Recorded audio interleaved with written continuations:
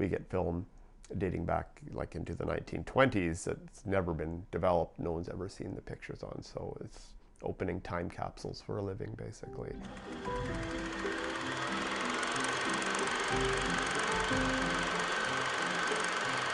Hi, I'm Greg Miller. I am one of the partners at Film Rescue International.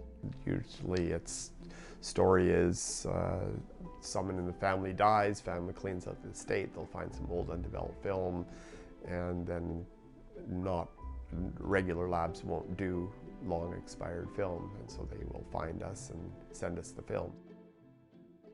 But you also get people, there's a reason they didn't get the film process, because they took pictures of something that was naughty, say. So we get a lot of nudity, get a certain amount of explicit sex, and which when we get that, we're extremely private with it. We warn the client, hey, this is what's on this film, do you want to see it? Almost everybody wants to see it. When we're scanning old negatives, like from old roll films from the 1940s, 1950s, 1930s, we're using, like we're mounting them in scanning fluid, and we're just, no one is doing that I'm aware of.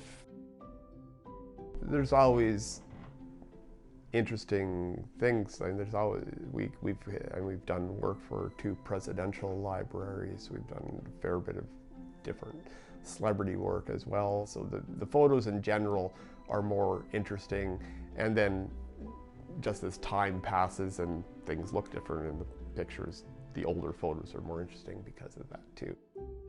We get some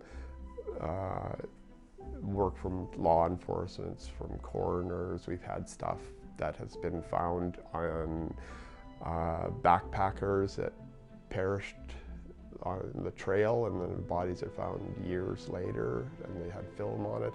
Had recently, you might remember, I can't reveal too much about it because there's still going to be some kind of press that's going on about it, but the plane that had crashed in northern Saskatchewan I guess 60 years ago, there was a film in that camera that was underwater for 60 years, and we managed to salvage an image off of that.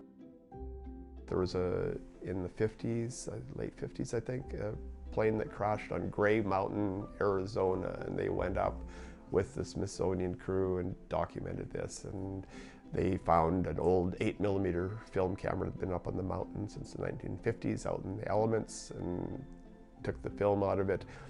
And of the possible 4,000 frames on an 8mm movie film, we got 8 recognizable pictures from it. But it was extremely exciting to get something off that. To this day, I love the job. I like getting up in the morning and seeing what we'll discover.